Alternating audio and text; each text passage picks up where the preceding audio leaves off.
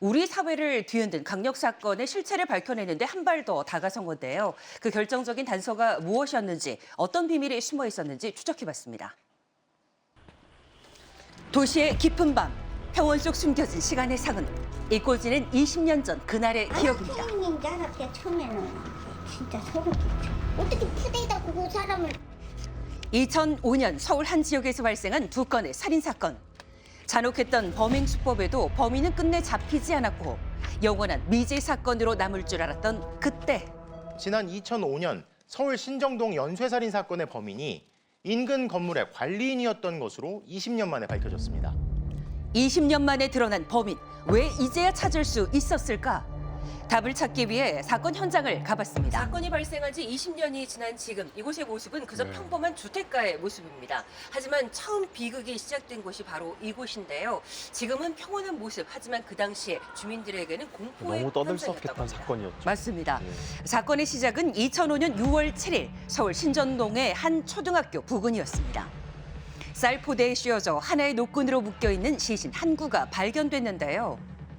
조사에 따르면 6월 6일 병원에 다녀오겠다며 집을 나선 뒤 실종됐고 다음 날 쓰레기 투기를 단속하던 공무원에 의해 싸늘한 주검으로 발견됐습니다. 마네킹 손인 줄 알고 봤더니 진짜 손, 사람 손이 그는데 놀래가지고. 어제까지만 해도 멀쩡히 집을 나갔던 자녀가 하루 만에 시신이 돼 돌아왔습니다. 그런데 충격이 가시기도 전에 또 다른 시신 한 구가 발견됐습니다. 뭔가 하고 이래 왜 해봤지 그랬더니 무슨 딱딱한 물체 그런 게 걸리는 거예요. 아 이게 보통 게 아니구나. 비닐로 이렇게 둥둥 말았는데 꼼꼼하게 말아져 있었다고 그래. 이게 쓰레기를 누가 그렇게 버리겠어요? 생존 당시 찍힌 마지막으로 포착된 모습은 인근역 에스컬레이터 CCTV.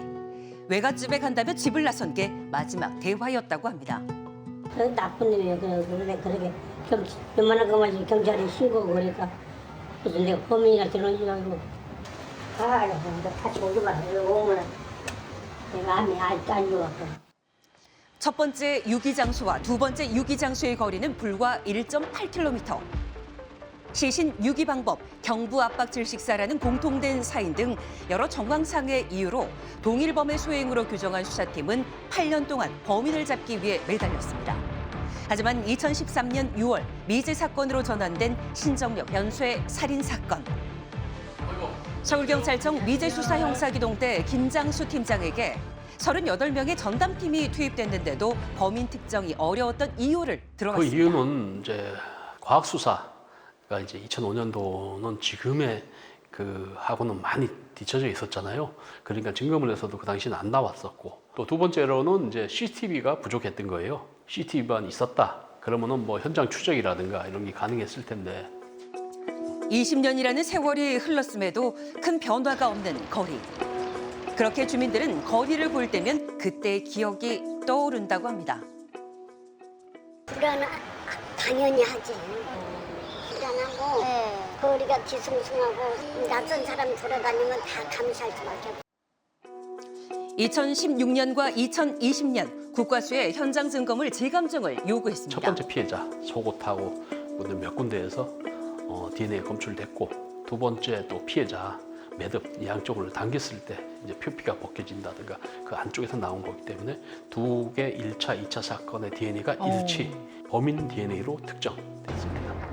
피해자들의 속옷과 노끈에서 동일한 DNA가 검출됐고 수사 대상자를 선정한 뒤 전국을 다니며 1,514명의 유전자를 제취해서 대조했다고 합니다. 그래서 생존자 수사를 다 하고 할 수 있는 건 다 했는데 안 나오니까 사망자 중에서 한 400명 중에서 또 추르기 시작한 거예요. 이렇게 수사 대상을 확대하고 알게 된 유력 용의자의 사망 소식. 근데 사망자잖아요. 네. 사망자의 DNA는 어떻게 찾아내나요? 일단은 병원에 수술이라든가 치료를 한다든가 이러면 이제 그 조직을 검사를 해야 되잖아요. 병리를 추적하려면은 계속 봐야 되잖아요. 장기적으로. 그러려면 이제 그거를 이제 파라핀에 침투시켜서 변질되지 않게 장기간 보관하면서 이제 그거를 검사하는 그런 게 있어요. 수십 년 동안 보존이 가능해 사망 후에도 조직 분석이 가능한 파라핀 블록. 파라핀 블록 5개, 슬라이드 12개가 있어서 DNA를 채취할 수 있었습니다. 확인할 수 있었습니다. 과거에는 DNA 양이 많은 사료가 필요했지만 지금은 세포 몇 개만으로도 분석이 가능해졌는데요. 과거에 비해 얼마나 발전했는지 과학수사학과 임식은 교수님의 이야기를 들었습니다. 우리가 가지고 있는 세포 안에 DNA를 다 가지고 있기 때문에 그 세포가 있는 곳은 다 이제 증거물이 되는 거죠. 대표적으로는 혈액, 침, 타액, 그다음 정액, 정액에도 정자가 있고요. 2005년하고 지금하고 비교해 보면 20년 전이잖아요. 그 당시에는 사실은 피부 세포 우리가 손으로 만진 증거물 이런 거에서는 DNA가 잘 검출이 안 됐는데 최근에는 이제 기술이 좋아져가지고 피부 세포가 부착된 이런 증거물에서도 검출이 잘 되고 있습니다. 이춘재 사건도 이제 이렇게 해결이 됐고. 우리나라의 강력범죄 사상 최악의 장기 미제 사건의 범인은 이춘재. 경기도 화성 부녀자 연쇄 살인 사건에 대한 수사가 여전히 미궁에 빠져 있는 가운데 10번째로 60대 할머니가 살해된 채 발견됐습니다. 1986년 2월 8일 성폭행을 시작으로 강간과 살인 등 수차례 범행을 저지른 이춘재는 속옷이나 스타킹을 이용해서 피해자에게 재갈을 물리고 결박하는 등 자신의 흔적을 남기곤 했었는데요. 약 6년에 걸쳐 화성에서 저지른 살인만 무려 10번. 오늘 집에 학교에서 늦게 끝나왔고요. 저기 들어가기 무서워서 부모님 보고 나오라고 그랬는데요. 하루도 편할 날이 없겠습니다. 그렇죠. 3년, 4년 댕겨야지. 계속 댕겨야지. 부녀자를 노린 연쇄 살인으로 공포에 휩싸인 화성시. 당시 범인을 잡기 위해 대규모 수사팀을 편성했지만 2006년 4월 공소시효 만료로 미제 사건으로 전환됐습니다. 그리고 2019년 7월 장기 미제 사건의 증거물에 대해 DNA 재감정 의뢰에 들어갑니다. DNA가 검출되지 않았지만 제 감정에서 DNA가 검출된 사례가 있다는 점에 착안하여 범인을 잡을 증거가 3명의 피해자 유류품에서 발견됐는데요. 1987년 1월 10일 버스에서 내려 귀가하던 중 살해된 5번째 피해자. 이듬해 9월 8일 농수로에서 블라우스로 양손이 묶인 채 살해된 7번째 피해자. 1990년 11월 15일 살해된 9번째 피해자까지. 오래된 증거품에서 발견된 한 남자의 DNA는 범인을 잡는 중요한 열쇠가 됐습니다. 이를 수감자들의 DNA 데이터베이스와 대조한 결과 처제 살인 및 강간으로 복역 중인 이춘재와 일치 판정이 나왔는데요. 그렇게 화성 연쇄 살인 사건이 발생한 지 33년 만에 진범이 잡혔습니다. 이춘재 사건 같은 경우에도 그 86년 그 당시잖아요. 그때 그 증거물을 2019년에 다시 분석을 한 건데 검출이 된 거. 증거물이 굉장히 미량일 경우에 우리가 PCR이라는 기술을 통해서 한 10억 배 정도로 증폭을 할 수가 있습니다. 과거에는 분석이 어려웠던 그런 증거물들이 이제 하나둘씩 다 분석이 되고 있고 미제 사건에서 중요한 또 결정적인 증거로 활용이 되고 있습니다. 1998년 노원구 가정주부 강간 살인 사건, 2001년 나주 드들강 여고생 살인 사건, 2004년 대구 노래방 여주인 살인 사건, 2012년 울산 다방 여주인 살인 사건 등 DNA 기술 발전으로 미제 사건의 진실이 밝혀지고 있습니다. 그런데 이번 사건처럼 범인이 사망해 공소권 없음으로 종결되거나 아직 해결되지 않은 미제 사건 중 공소시효 만료로 법적으로 처벌이 불가한 경우도 있는데요.